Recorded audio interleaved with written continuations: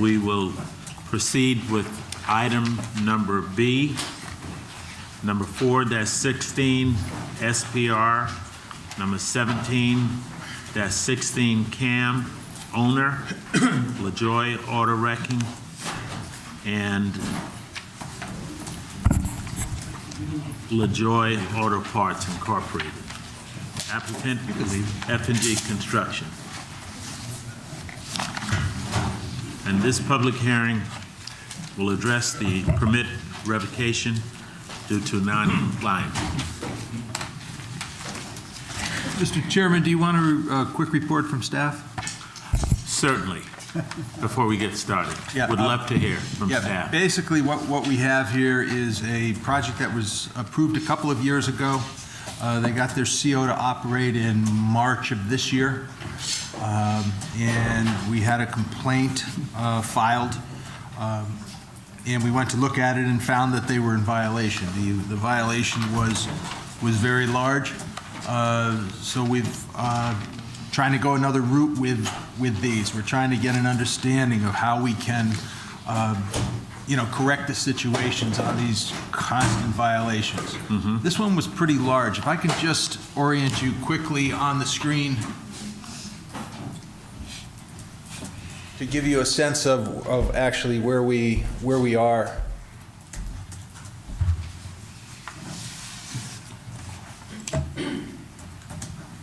So for orientation purposes, you will find Meadow Street out here. The entire property is this entire area. We have on one side the LaJoy's operation that was always on the entire property. What you see outlined in red is what the commission gave approval for the applicant to run a contractor's yard there. And I'll just run off the aerial, then I'll turn it over to Attorney Suchi, who is representing the applicants. And so basically what we have here is a situation where you had limited amount of area in which to store material. Mm-hmm. You had a small area over here, you had a smaller area over here, and they were allowed to have a couple of screeners at each end. Mm-hmm. So that's basically what you have. So any other storage except for those two limited areas, and they're supposed to be in bins, is not allowed. We ended up with a situation, this was August 28th. This was all along the property line up against the auto use in the back. It gives you a sense. So that was in this area here. So it was a fairly large area. The other area that we've had a problem with is towards the back. So it's pretty much filled with material. This was August 28th. Attorney Suchi will bring you up to date with where they are today. But that's the entire back area, side to side. It's only supposed to be a very small, limited area. So we're here tonight to try to understand how this happens, why it happens, and what we can do to... Before the attorney comes, could you kind of explain what was supposed to happen in that area as the contractor's yard, and what area were they limited to? Yeah, they were limited to two small storage areas. Uh-huh. So the pile I showed you is not in a storage area that was approved by the commission. Mm-hmm. So they've extended the boundaries of their storage area. Mm-hmm. And clearly, when you look at the pile, I mean, we don't have any sprinklers on it, we don't have any covers on it. So that's the problem.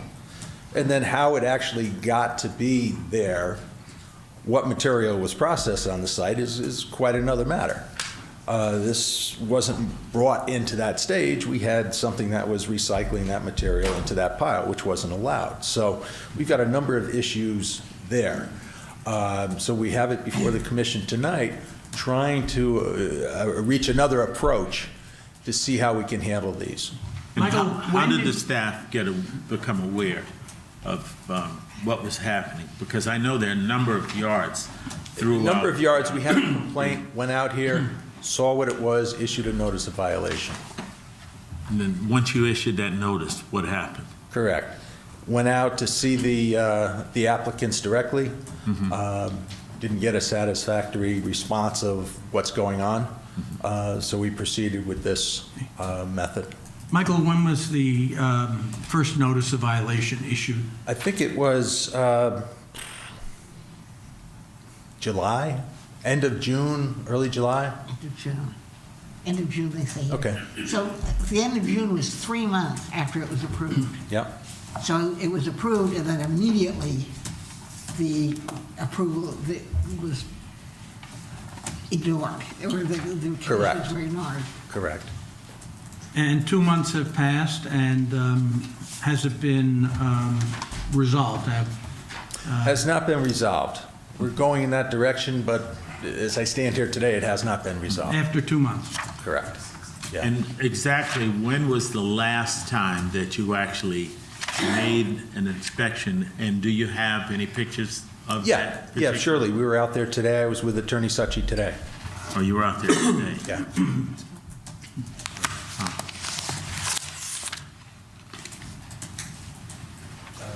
Attorney Succi has a load of photos. This is just giving you 2 photos I took. This was towards the back of the property, which is still an issue. This other photo, if we look at it, the previous large pile I showed you was over this area, which has been removed. This entire side has also been cleaned. So that's compliance, that's fine. We're still dealing with the back of the property, that's one of the back corners, shouldn't be there, and that's the state it's in today. And what about the height of all of that material? Today, the height is fine. It's large, but it's under 20 feet. Of this, I'm sorry, of this pile here? Correct. But it's wider than it's supposed to be? Oh, it's Okay, yes. so it's not, that's still out of It's out of its compliance. parameters. Okay. Mhm. Yeah. And you can see the problem we have is one of erosion control, windborne dust, that type of thing. With that, I'll turn it over to Attorney Succi.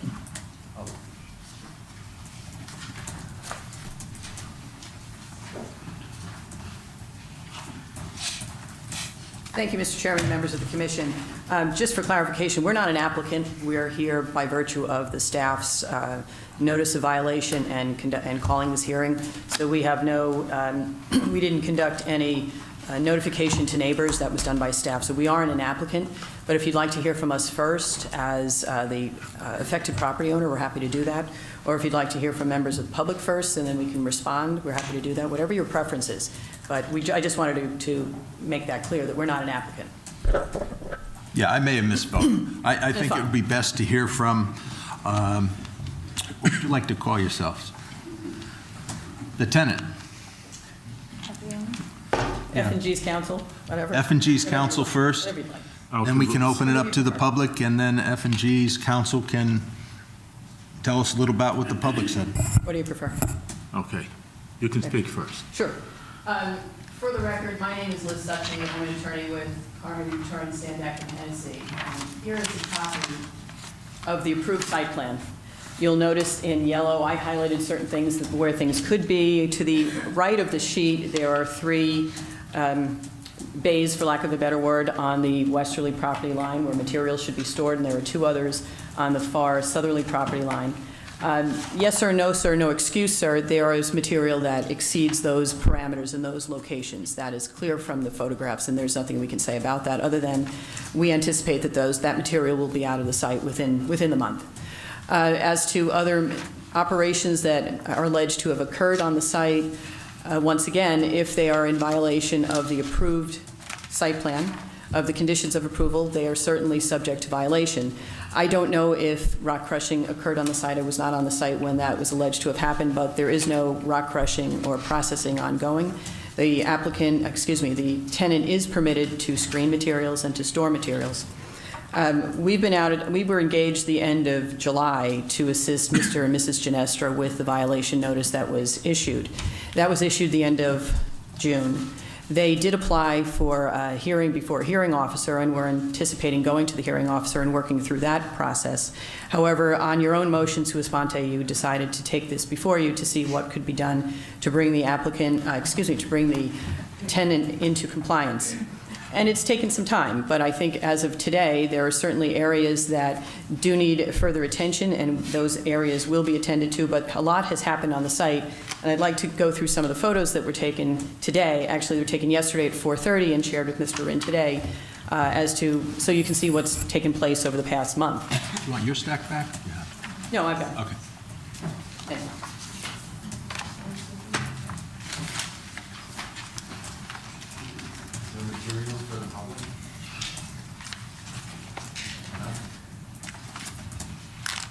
That is a view, as you can see, in from the driveway. There's no storage of materials on the right side adjoining the Mafia block. That had been what had existed in June, when Mr. Rinn was at the site and took photographs. I think this is probably already in the package. That was what it looked like, this photo up here. You saw this last month. Materials were on either side. There was not a 24-foot wide driveway that was required under the site plan. That has been corrected. So the site is in compliance with respect to what is on that side of the property, I guess it's the western side of the property. There are sprinklers. There's one right on the ground in front. There are others on top of the Mafia block, so that has been installed and that is operational on a daily basis. Next one. This is a view looking toward the side of the property that adjoins LaJoy scrapyard. There had been piles on that side of the property. I won't deny it. The photographs from June depict that. There are no longer any piles on that side, and you can even see the landscaping bushes that were required by virtue of the site plan approval along that property line here. Right along here. That's just another view toward the LaJoy side of the property, but much of the debris that had been on the site has been cleaned up and moved off the site. This, again, is just another view toward the rear. If you notice on the left, there are those orange kind of corrugated metal. That is the edge of the property line. And on the other side of those are the plantings. So the piles that had been there in June have been removed. Let's see if we can just go through a few more. Again, you can see the plantings. There are no piles. However, I do call to your attention that my client is allowed to screen material. So typically with a screening operation, there's one pile for material that is to be screened, and then there's going to be a pile at the edge of the screener after the material has been screened. So I would suspect under the terms of the original approval, that was contemplated. You're just not going to have a screener on the site and just have it sit there. There was going to be some screening taking place, and that was permitted under the approval. Just again, some more photographs of the same site, same portion of the site.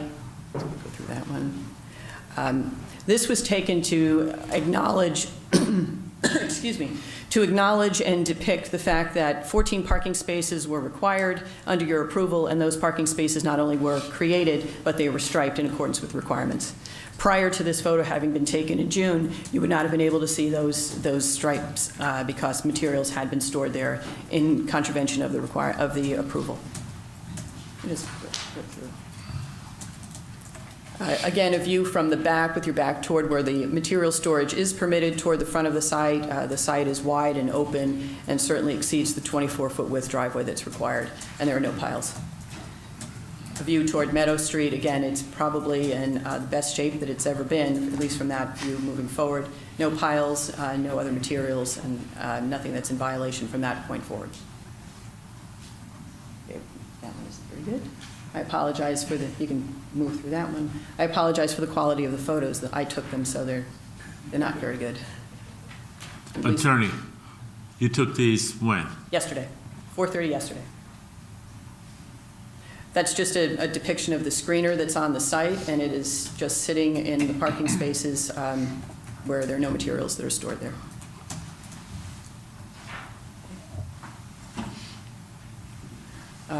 Again, you can see the water on the ground. The ground was wet yesterday after I arrived. The sprinklers had been used, and there is actually one right here. And there are others throughout the site that are brought on to keep for dust suppression purposes. That's that side of the property adjacent to the LaJoy property where the plantings were required. They had always been installed, but now there are no piles there whatsoever. There's no materials being stored. Just another one. Again, just another view toward Meadow Street. Attorney Succi, if I may. Yep. Why isn't the site completely cleaned up? The applicant, or, pardon me, your employer has had 2 months to clean it. Some of the work clearly has been done. Why hasn't it all been done? It does take time to remove the materials that were brought to the site. There are some jobs for which that material is going to be provided, and those jobs are backlogged. And there's city jobs where the materials are supposed to be provided, but the work at the site has not been completed yet. But having said that, my client is fully aware of what your directive was earlier in the month of August, and I think he's taken tremendous steps to bringing it into compliance. There's area in the back that still needs to be complied with. He may have made some efforts to bring it into compliance, but it's not in compliance. That's true, and we've acknowledged that, and we're working toward that end. But like any violator, he is to be given an opportunity to cure, and he's working toward that end. He was given an opportunity, and he has not cured.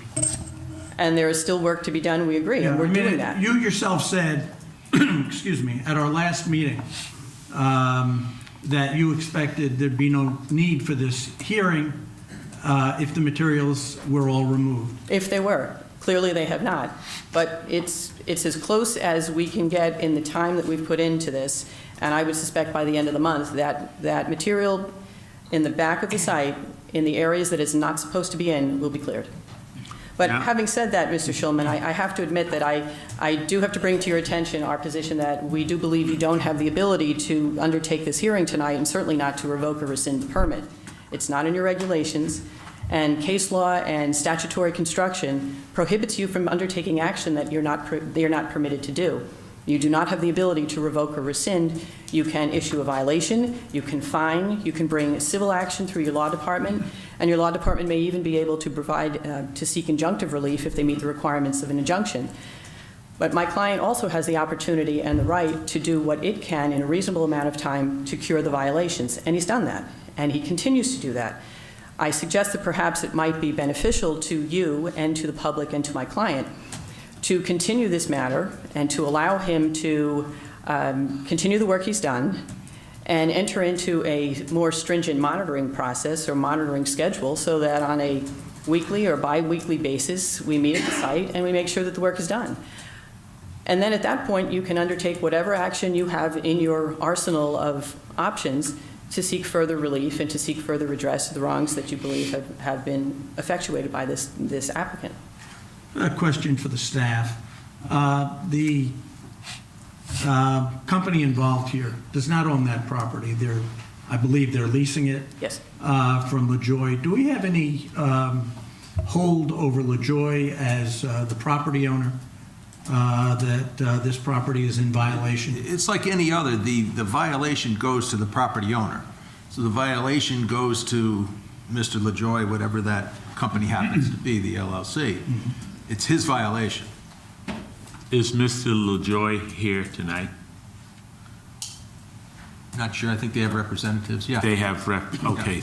Because we'd like to hear from the representative later on during this hearing. The thing I find the most disturbing about this is that they get approved in March, and by July, it's totally in violation. Well, I mean, that's, if you get it back in compliance, how many months is it going to be in compliance? It's not like it was 5 years ago it was approved, and gradually things got out of hand. They didn't realize it. It's like, oh my God, Well, the project, this was approved in 2016, and permits were issued in 2016. Compliance was achieved in March of 2018 with an inspection on the site. How it got to this point, I can't answer that. I wasn't involved, and I would suspect that it was jobs came in, construction started booming again, and all of a sudden he found himself in a situation where he was fortunate to have that happen, yet the site only is very restrictive and his approvals were restrictive. However, he is doing what he can, and I think since a violation was issued in June, to the point that it has now reached in August, 10 weeks, I think substantial compliance has been achieved, and the rest of the site will be in compliance within a month. None of your other violators, I have to bring to your attention, that have gone before your hearing officer, with the exception of this one applicant, contractor, business, has ever been brought before you for a rescission on a permit revocation in the past 2 years. All others have been given the opportunity to do what they can in a timely fashion and in a reasonable amount of time. I think it's reasonable, given the amount of material that was there, regardless of how it got there and regardless of how long it took or how short a time it took to get to that point. I think it's reasonable, and it affords him his due process rights to allow him that opportunity to continue to bring the site into compliance in a reasonable amount of time, which he's doing.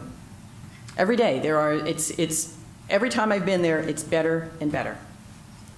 Has he been able to convince you that he will be able to keep it in compliance once it is in compliance? Well, I can't respond to future violations, and I don't think anyone can. All I can do is, and I said it to my client today, wouldn't it be better that the funds that you spend on counsel coming before you, this board, wouldn't it be better if those funds were spent and earned by you and kept by you rather than coming to council?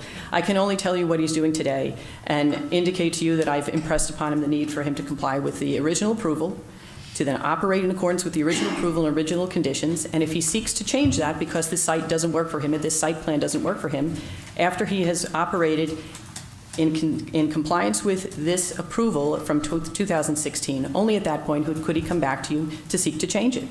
But you always have the opportunity to, if there's another violation, you have another violation notice. You can bring him into court, to Superior Court through your law department. You can seek fines through your hearing officer. Your hearing officer has other options and other powers. But right now, all we can do is tell you that the site is being cleaned up as best it can in as quickly a time period as it can, given the condition that was in when Mr. Rinn was there in June. I think when we were out there today, I think Mr. Rinn will attest that it's substantially better than it was in June, with the exception of the material in the back.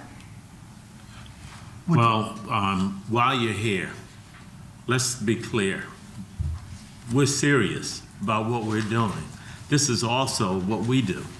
And since you are here and you know that we are serious, we'd like this to be conveyed not only to you, to your client, but to the property owner. That's why we're here. And also, the public got involved and is involved because they felt that there was a need for this. So we're also not going to waste our time here tonight, and we do want to just make some things crystal clear about where we're headed. Well, Mr. Sumter, I in no way meant to intend or to denigrate your role, your voice, or your charge. Mm-hmm. All I wanted to say is that there was a lot of work that needed to be done, and work still needs to be done, and much success has occurred in the past 6 weeks. And I think before the month is out, or within 3-4 weeks' time, the site will be in full compliance. It's the best I can do. And I hear you. But what we're concerned about, not that it's in compliance, is that as long as this remains a contractor's yard, that it stays in compliance. I mean, we don't also want to spin our wheels and having to go through this over and over again. And we take what we do quite serious. I'm not saying that you don't. I understand. But that's why we're here. I understand. Go ahead. Would your client also be willing to, I believe, install a 20-foot pole so they'll know how high the piles are in the future? We'd be happy to do that. However, on one of the photos, it may not be this one, maybe the photos I took yesterday. There were markings on the Mafia block on the southerly side of the property. And to the height of that block, it's approximately about 12 feet right now. Mm-hmm. But if you feel it necessary to go further than that so that it's absolutely clear what the 20 feet is, I've already spoken to the client about it because you raised it last month, and we'll have that done.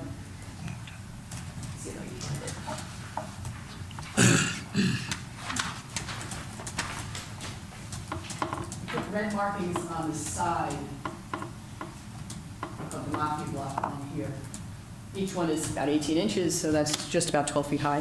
But if you think that it's more important and more practical and would be a better way for my client to monitor compliance, we'll have that installed.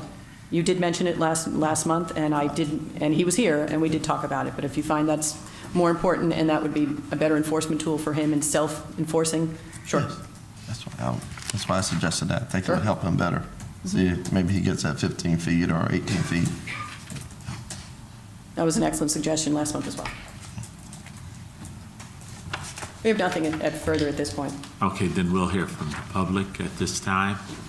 And again, since most of the public is in this area right here, why don't we start over here? Just feel free to come to the podium and state your name and your address.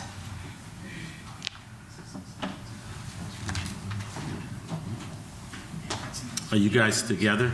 Are you, okay, one person? Sorry. Good evening, my name's Martha Dumas, and I live at 162 South Main Street.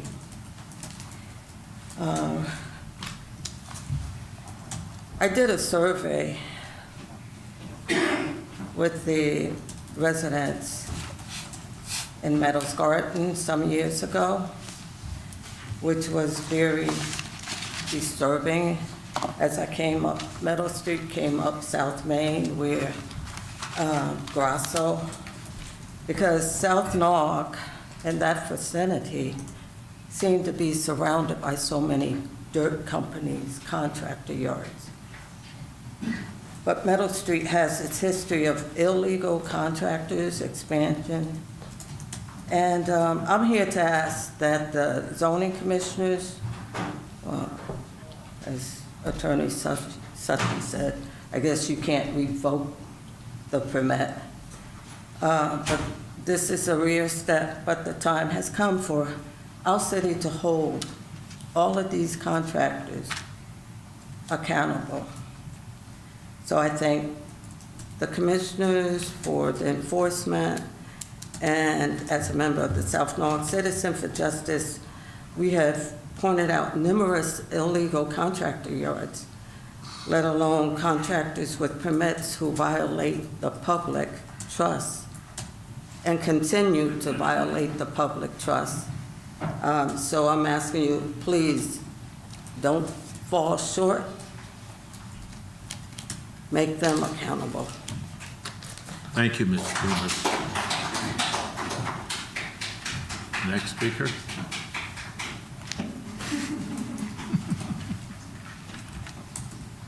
Good evening, Teresa Peterson, 32 Dock Road in Village Creek. Teresa, just before you start, Commissioners, there are a couple of letters from neighbors inside your file. I think you had gotten some of them already, or one of them at least already. Yes.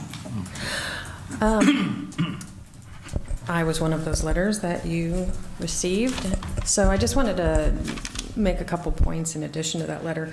I went back in my emails, in my discussions with John Hayducky at P&Z about 46 Meadow, because when I say that they've been a problem for 2 years in my letter, but we're talking here that they've been a problem since July, I went back and many times they've been on agendas for violations before they even got their CO. After they were awarded their permit, they still were operating out of this location without the CO. They had piles, they had rock crushers. At one point, we took pictures of junk cars on top of dirt piles. I reported them to the Department of Motor Vehicles. That apparently went nowhere because they won't come out after a certain point, I guess. But we have aerial photos of rock crushers. This is after they got their permit, but it took them almost 2 years to actually get their CO. And this was after P&Z pushing them into violation hearings. And so then they finally get their CO, and they immediately go back out of compliance. And so this talk of like, oh, well, they're getting into compliance, this is what they did. I mean, you know, you can talk to zoning for the specific history of their pre-CO time, but we have a lot of problems with yards in South Norwalk. It's not news. That's why the last meeting when Mr. Kleppen said, well, there was no public or there was no press here, it's because violators in South Norwalk isn't news. It's just the way it is. It's just what we deal with day in and day out. Coming to these meetings, spending hours at these meetings, we're tired. We're frustrated. There's nothing we can do except write letters and sit at meetings and beg you guys to please help us. So we're asking, as speaking from myself as a taxpayer and as the vice president of the Board of Village Creek, we're asking you to revoke their permit, not just because they are chronic violators who will continue to do this, but other yards need to understand that they have to get compliant. We need this for our neighborhoods, not just our neighborhoods, the neighborhood that backs this one, the yard here. We need help. So please revoke their permit. Thank you. Thank you. Next speaker, Diane. Hi, my name is Lynn Stevens Massey. I live at 36 Meeker Court. I live adjacent to another F&G construction site. My site looks as bad as those pictures, and I'm in a residential area off Rowayton Avenue. And I can just read to you an email from 2 years ago to Mike in that there are vehicles, unused vehicles idling for half to an hour on site of F&G's property, whose name I wish had been in Robert Koch's article this morning. F&G is the company, but this is owned by a man, Freddie Genestro. And I think we should reference him because he's responsible for this. And he has he doesn't listen to anyone, and he takes advantage of every property that he's on. Huge dump trucks coming down Meeker Court, which does not even allow 2 cars to pass at the same time, were coming nonstop all day long for weeks into a little residential area, bringing material in. He had a sifter grinder machine on the property where he was supposed to be building 4 homes. No homes were being built, no sight lines were established. I am an artist who works at home, and I heard that sifter grinder machine working from 7 a.m. until 7 p.m. And I called everyone at City Hall, and it went on for weeks. And finally, I got the mayor involved, and they came up and they shut it down and went, oh, he's not in compliance. It's like, it's a no-brainer. The guy's running a sifting, grinding operation on a residential property, selling topsoil, had dump trucks the size of this room coming down Meeker Court. You guys know what this man does. It's no surprise. When I read the article, I walked into my hardware store this morning and saw yesterday's news, F&G zoning permit in jeopardy. I could have written this exact article 3 years ago. I mean, he has not been stopped. His antics continue. He takes advantage of Norwalk citizens. He is damaging our property, and he doesn't follow the rules and regulations. He needs to be shut down. Thank you. Thank you. Next speaker.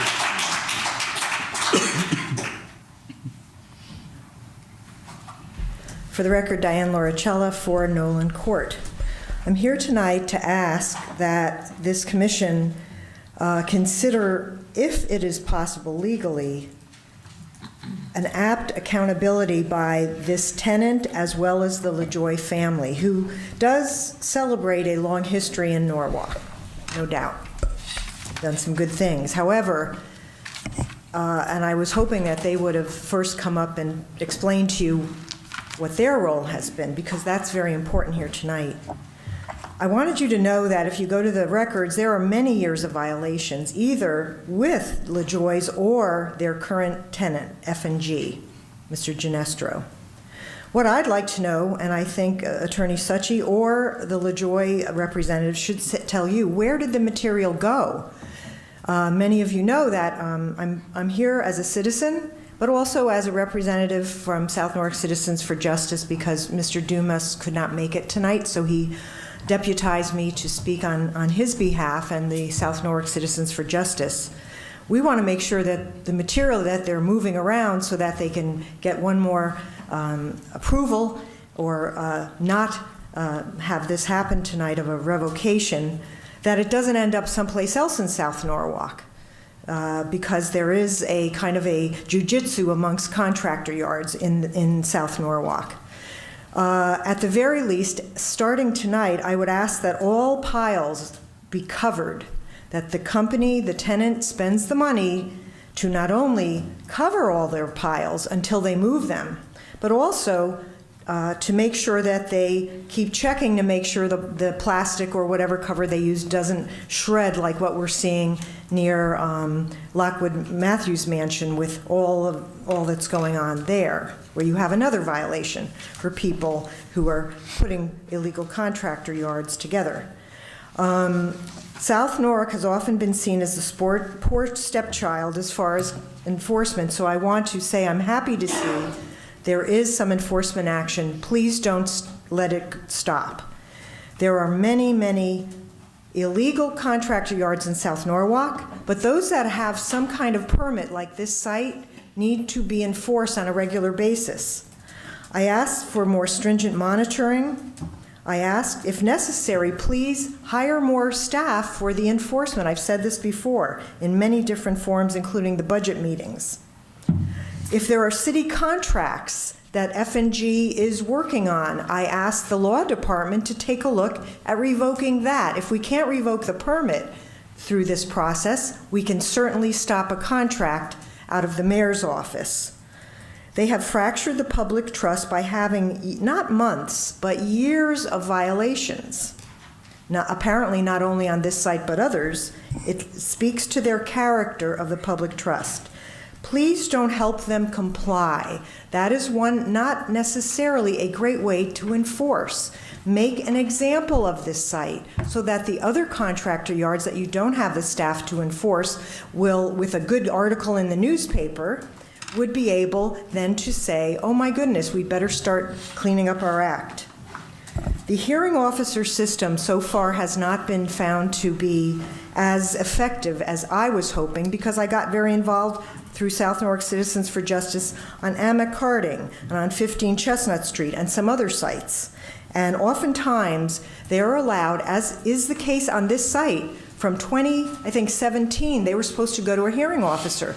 There was a request for a continuance. This is becoming a game that representatives from violators use with the hearing officer system. It happened before. Don't let it happen now. If the only way that you can really cure this legally and for the neighborhood is a civil action, why not? Fines, do it.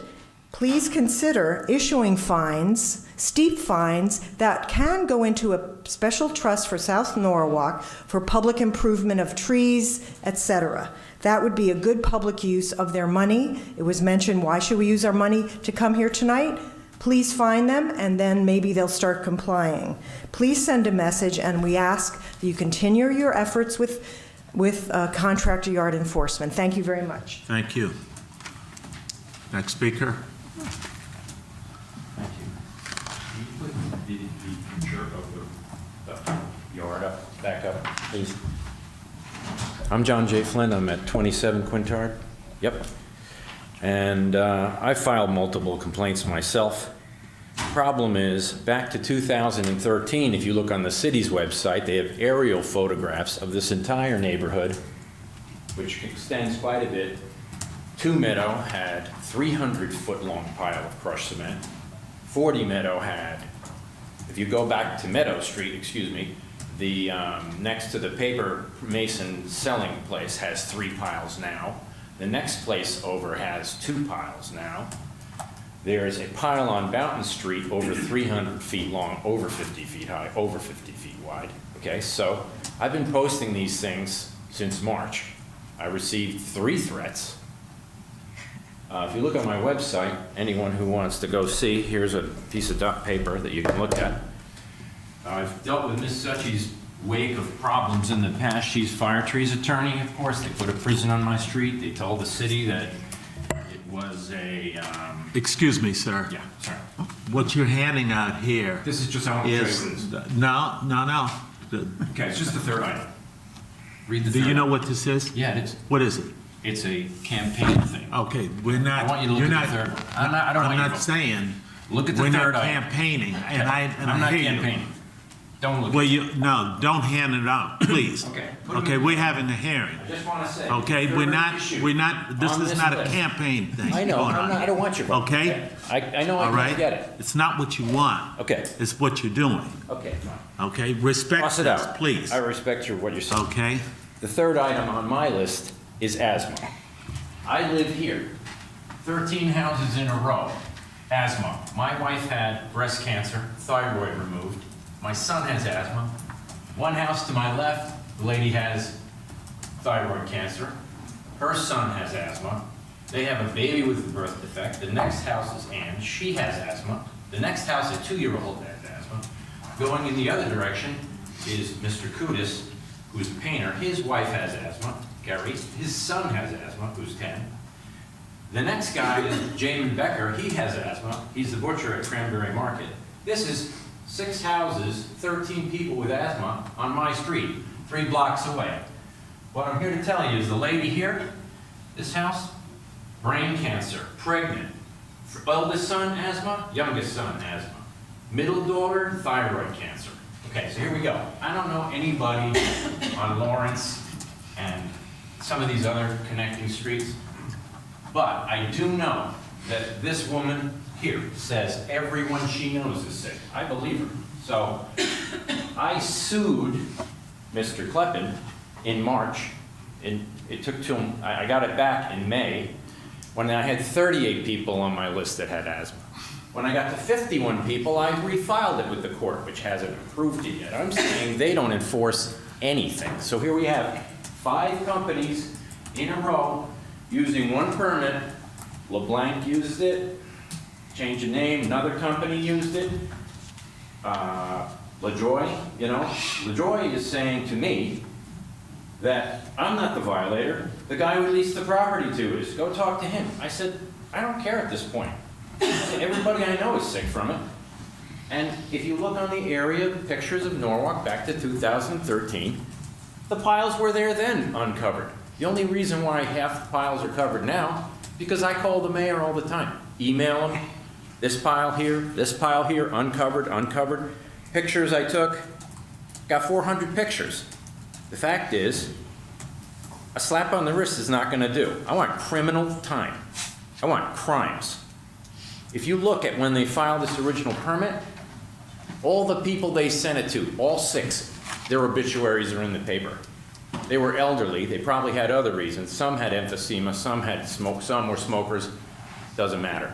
Fact is, my son has a permanent lung problem, untreatable, forever, has an inhaler, can't swim or ride a bike.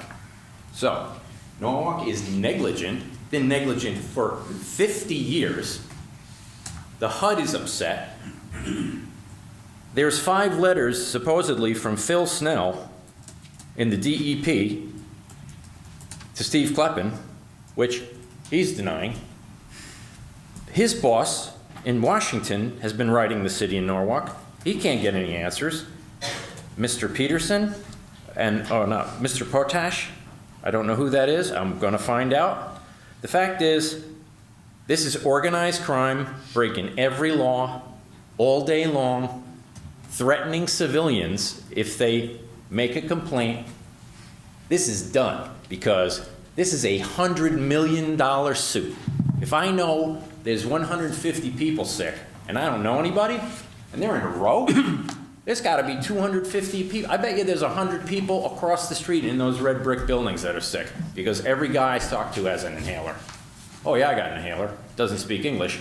There must be 100 Spanish people with asthma. There's got to be. So I don't want to get upset, but the fact is, I mean, there's nothing you can do to stop these guys. They hired an attorney that will say and do anything. Lie to your face. Hi, they filed a permit for Fire Tree. They said it was a rehab center. It's a prison. It's, they operated. Excuse me. without a permit. It's related. It's related. Please stay on point, On point. okay? Look on my What website. I We're handed here you the for thing. a public hearing. Okay, there's 200 Okay. pictures on my website. You can go access it all day long. I'm going to update the thing when I get to 100 people, and I will get to 100 people, and then you'll have to deal with the repercussions of that. That's all. Thank you. Thank you. Is there another speaker?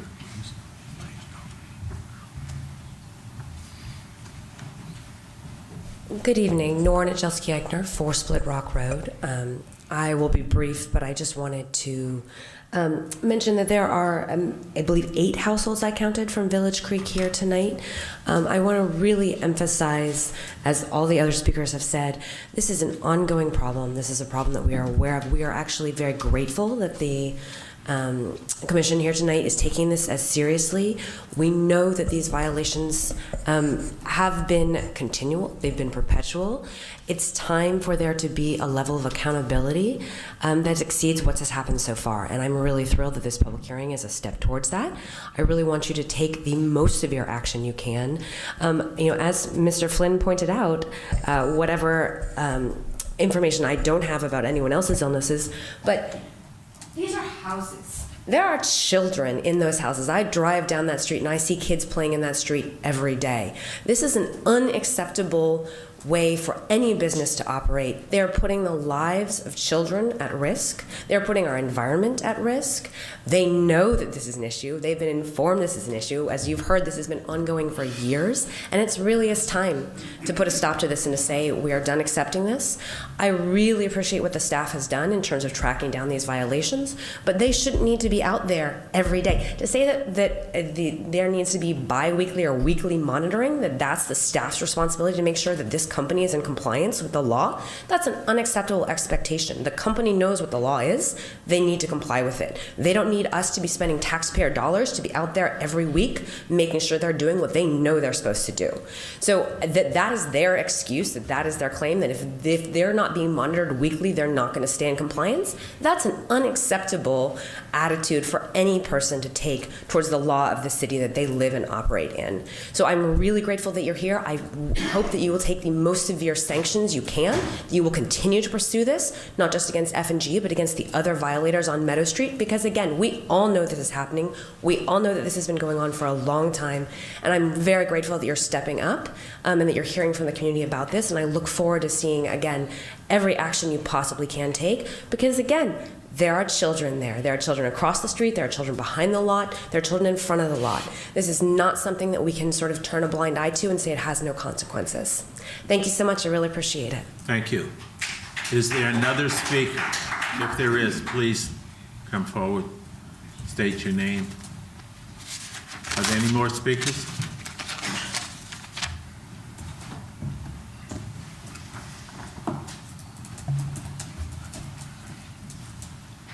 Okay, at this time, we'd like to give the people from LaJoy, the owners, a chance to come to the podium so that we can hear from you.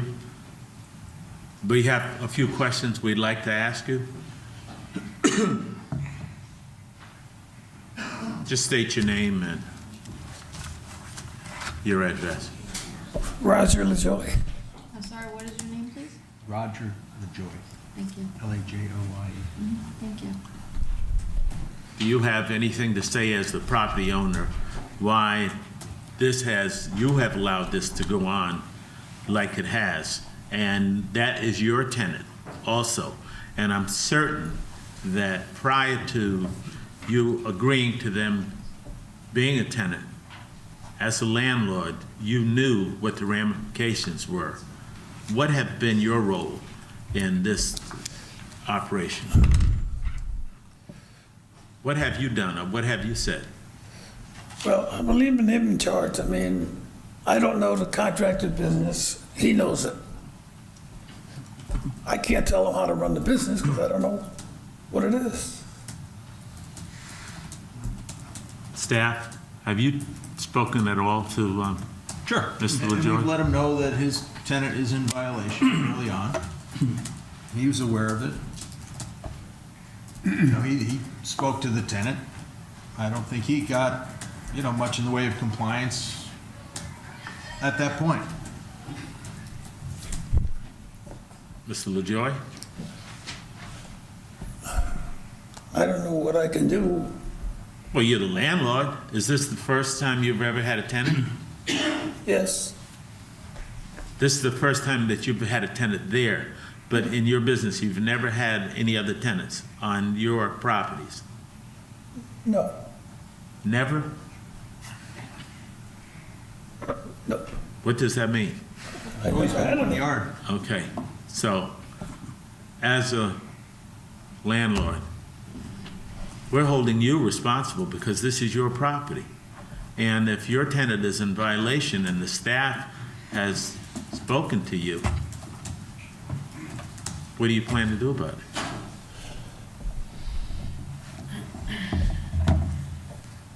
I don't know. You don't know? I might have to get a lawyer, I'm not sure. Okay. Anybody have any questions for Mr. LaJoy? Any staff members? Do you have a lease with this tenant that address any type of violations of local zoning regulations or rules? What could happen to them? You mean with Freddie, if he's had any other violations? I've never followed his business to see. No, I mean with you currently, they have a lease, and does it address if you violate any local zoning regulations or anything or building codes, your lease could be terminated or something? I'm having a hard time understanding what you're saying. As a landlord, Yeah. Mr. LaJoy, Yes, you know what it is to be a landlord, right? You know what it is to have a tenant. You have a tenant that's on your property. If a tenant is in violation of a lease, as a landlord, you have to be an enforcer. You can't just sit there and say you don't know, because I'm certain that you've been in business for a long time. And just because you haven't had tenants, you've been in business. So you know how a business operates. And you know, as a landlord, if you've got someone that's on your property and the city has come to you, you can't just sit there and act like you don't know what to do.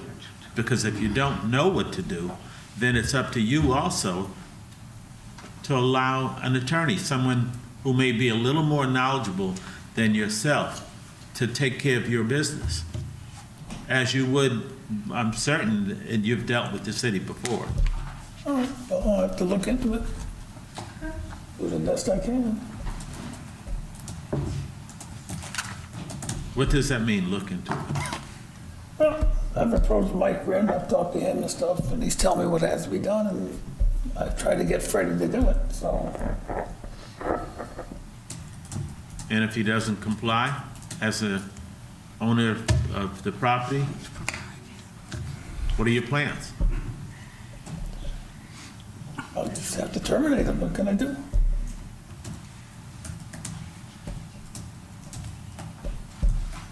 Do you have the commissioner had asked that question before. Do you have a lease that has that language in it if he's not in compliance with zoning? I don't have a lease, we're waiting for the zoning permit to get a lease. We don't have one yet. You're waiting on the zoning to get you a lease. So when this person, how'd they get on your property? They just walked on and that was it? Well, I let them come in and apply for the permit, and you had to put trees up and do drainage, and you had to spend $300,000 or $400,000 to get it in compliance to get a permit. That all had to be done. I understand that part, Mr. LaJoy, but what I'm saying is, if they came onto your property, how did they get there? I let them come, I gave them a piece to use. Without a lease? Right. Without a handshake? I mean, I don't get it. Just a handshake, yeah. Sometimes it happens like that, right? Well, would that make them a month-to-month tenant? Yeah. That means if I mean,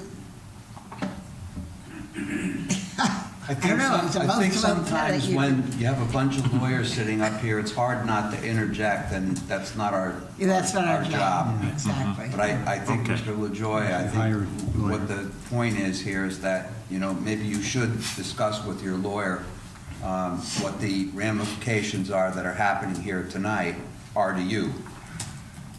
Okay. I understand the predicament that you're in right now, but you really should talk to your family attorney about it, or your business attorney. Thank you, Mr. LaJoy. I have a different direction I'd like to go in that doesn't have to do with this directly. I agree with a number of the people who've spoken tonight regarding the tools we have available to address these kinds of issues. I'd like to ask the staff to take a look at what other communities are doing to address similar issues. Probably would have to be cities. But what does Stamford do? What does New Haven do? What does West Hartford do when they have these kinds of persistent or egregious violations? Are there other tools available to us that we're not taking advantage of? Do we need to change our regulations in order to give us authority to move more quickly and more effectively against people who abuse the public trust? If I could add to that a little bit, I'd just like to say that we had a meeting and we indicated how enforcement was going to be taken against contractor yards that had permits and were not in compliance. And I was astounded when I read the letter from Attorney Succi's office this morning. I have the most respect for her and her firm, and I'm going to presume that that didn't come out of the air, although I was hoping that we were going to hear something from Corporation Counsel's office before this meeting tonight. But if what she has written is correct, I have to say in the strongest terms that we need to do something, because this is embarrassing to me.